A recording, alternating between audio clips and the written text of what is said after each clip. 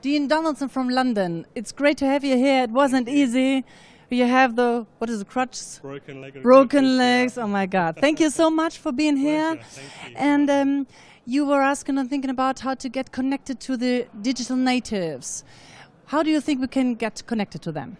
I think really, rather than just looking at putting banner ads in an electronic program guide as being the best view of online or television advertising combined, it's really saying about how do we find a way of using the brand engagement tools that television's very powerful at doing, and finding ways to overlay that and increase the story time and the ways of doing that. So using second screen is a great way of doing it, but it shouldn't be just like a click to find out more information or a click to tweet. It should be a way that I can be able to take that content and play around with it and experience it or spin it around and have what we would consider in the digital world a rich media experience. And I think by doing that, it gives people plenty of time to play with a brand, to have that emotional connection, to take us into a deeper journey, and then use the online device as a retargeting tool. TV doesn't have the capabilities for retargeting quite yet, but it will come inevitably. So I think being able to use the second screen device to be able to find a way of tracking people, to measure people, to let them experience things, and then be able to take the information I've gleaned from there back onto the main screen is a powerful incentive for most brand advertisers.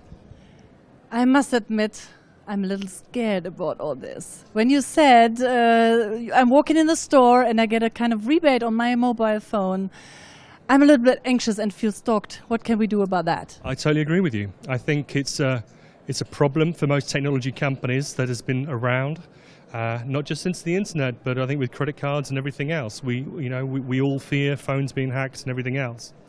I think if we look at it realistically and objectively, we've got two things running parallel over the last 10, 15 years. We're concerned of credit card cloning and ID theft, and at the same time we give away far more information on social media than we could ever glean from having your credit card cloned. And so this is two crazy things that are going in parallel. I think the answer here is we've ramped it up to another stage. Technology companies are in a situation where you're not just seeing what rubbish I've thrown away in the bin and need to shred it, but you then come and knock on my front door and say, hey, I see that you buy 6 cans of Coke and you buy this frequently, would you like to buy some more? And I feel violated. And I think we've moved from ID theft into ID rape, because that's how I feel, okay, as a consumer. It's that kind of volatile. But the other situation is, as if we turn this around on its head and look at loyalty systems, loyalty cards, by their very nature, are tracking huge amounts of information, but I'm getting something out of it. So I'm choosing to opt in, and I'm choosing to get more information, and I'm choosing to get special offers. So you're paying me as a consumer for my data. And I think this is really where the answer of the future of technology tracking is going to be.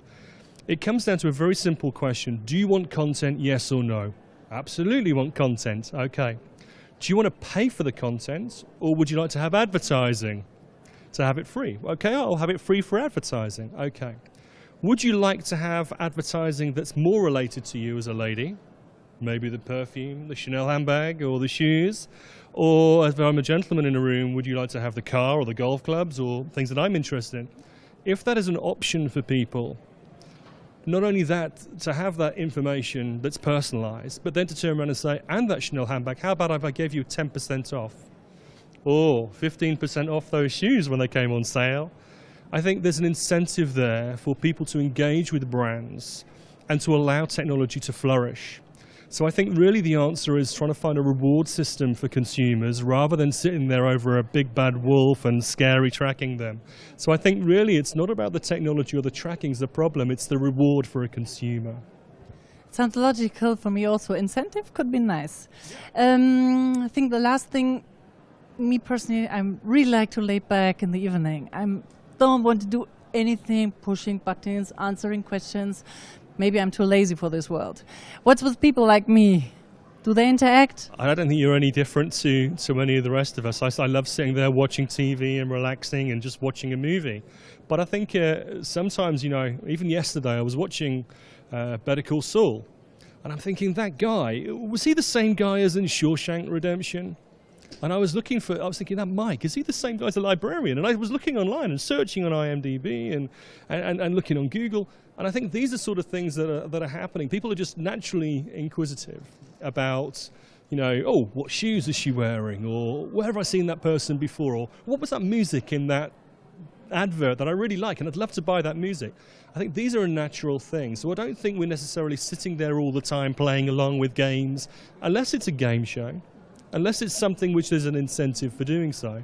But there is certainly a natural situation where I'm watching TV and I'm literally all the time jumping in and out of devices, checking my email, checking my Facebook, talking on Facebook about something. Oh my gosh, who scored that goal? Oh, blah, blah. We're commenting all the time.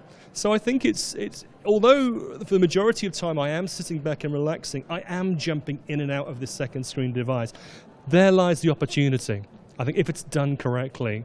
But I think trying to get me to download every app for every TV show is unrealistic. You've got to find a way of engaging me within Facebook or within Twitter or wherever I'm sitting most of my time. That's the place to target me. Don't expect me to download an app for every program unless there's a particular reason like X Factor or something.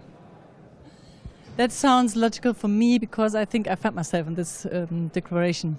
That sounds nice. Thank you very much for this interview. Thank you very much.